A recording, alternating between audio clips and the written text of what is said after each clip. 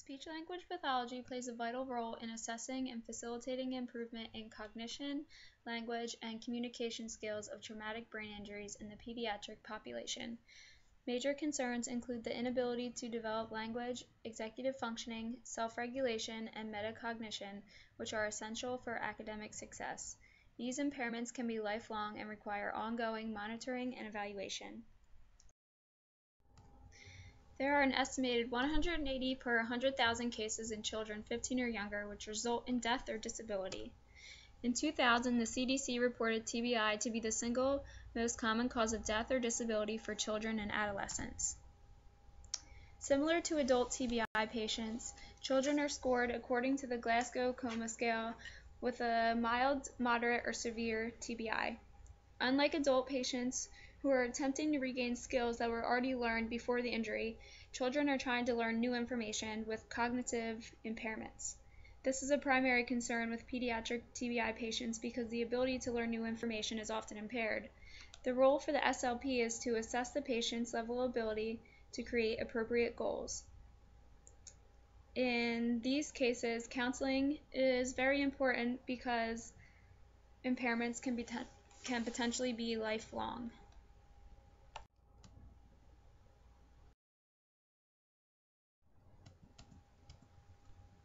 In previous years, TBI cases were centered around clinic-delivered, discrete learning trials, but recent studies have called this therapy into question.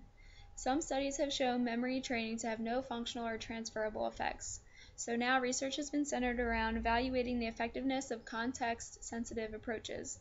In this approach, intervention is described as being embedded in functional routines of everyday life. In a randomized study that was conducted in Brazil, researchers found that practicing everyday routines was more effective in facilitating improvement of cognitive skills for the pediatric population. In terms of expected prognosis and long-term effects, research is very inconsistent in the pediatric population. A meta-analysis of studies examined the effects of injury severity and time of injury on neurocognitive outcomes and recovery after pediatric TBIs.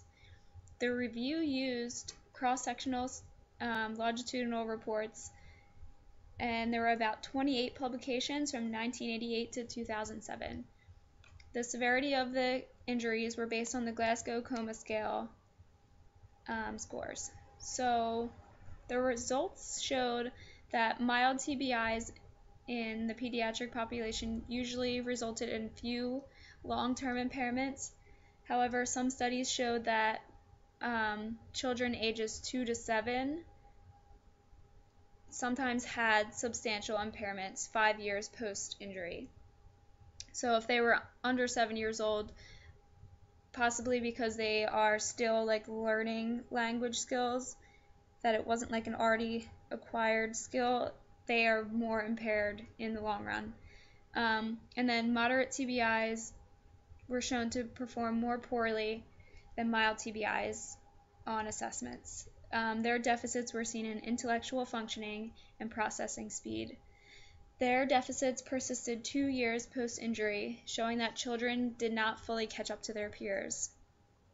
And then with severe TBIs, most of the studies showed significant impairments in intellectual functioning, executive functioning, and memory, which is to be expected with severe TBIs. Severe cases resulted in not only the inability to catch up to their peers 2 years post-injury, but they were also shown to fall behind academically. Children with severe TBIs may not make developmentally appropriate gains. This particular situation has a name, and it can be called the double hazard injury model. It's described as neural networks that are damaged, which can impede the process of learning. These children miss out on school due to their injury, which is also another factor that could cause the inability to catch up to their peers academically. Children with pre-existing language, executive functioning, and social skills have a better prognosis than children who do not. This is because the children that are older and already had these skills are relearning something that they already knew, whereas a younger child is trying to learn the skills that they didn't have yet, which is harder and results in a larger or greater impairment. So predictors of language outcomes are severity of TBI, socioeconomic status, pre-injury language skills, and age of injury. Assessments should always include speech, swallowing, sensory function, language production and comprehension, cognition, and memory. So before creating the intervention plan, it's important to obtain a detailed case history. And with a child TBI case, you'd be looking to see if they're on any medications for attentional or emotional issues. As with any TBI case, it's important to know where the injury occurred to prepare for any expected impairments. A psychological report is often provided, which can help create appropriate recommendations for the educational setting. Many of these kids can remember their abilities before the injury, so frustration and anger is common academically. And just determining the severity of the injury through the case history would be helpful. And then common or helpful assessments include the pediatric test of brain injury, brief infant-toddler social-emotional assessment, the pediatric evaluation of disability inventory, and expressive and receptive assessments.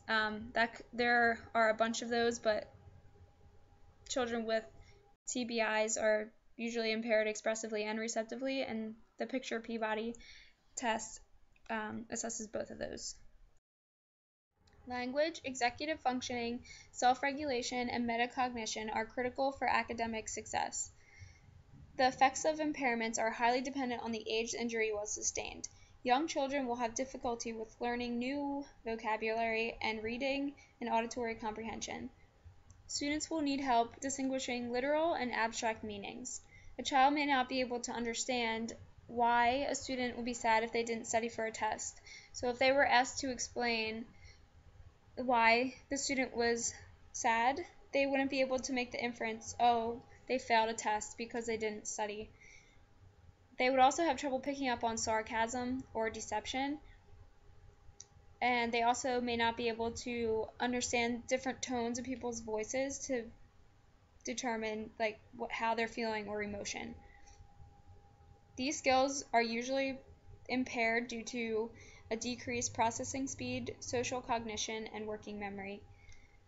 And other impairments would include the inability to understand figurative language, which could impact their academics, just something that children generally learn about in elementary school.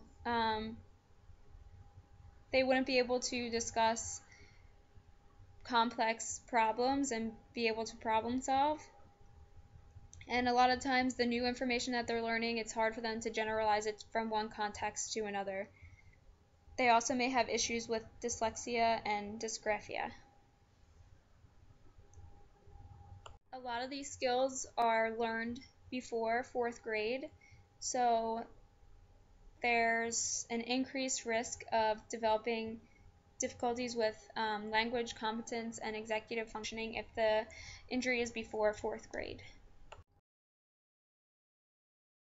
There are potential impairments in language production. Children with TBIs may have shorter sentences, impairments with semantics, so they have a decreased understanding of the meaning of words. They have a reduced expressive vocabulary.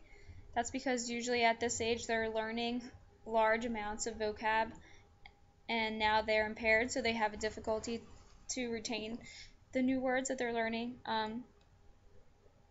Usually grammar and articulation are intact. And the most common issues are seen with pragmatics and just understanding emotions and kind of controlling themselves and their anger and their behaviors. So there are 3 possible ways to approach intervention for moderate to severe pediatric TBIs. A direct remediation would include working on individual deficits. Depending on the severity, the child would receive these services through outpatient or school-based intervention. Metacognitive strategies encourage the student to think about their language and cognition in order to use strategies to make up for their deficits. Most often, accommodation is used for intervention for pediatric TBIs. The goal is to have the child in an environment where strengths are emphasized and weaknesses are reduced. So they could still be depending on the severity, in a normal classroom, but strategies would be implemented to facilitate learning. So a strategy could be to address any attentional, emotional, or pragmatic issues and just working with the classroom teacher.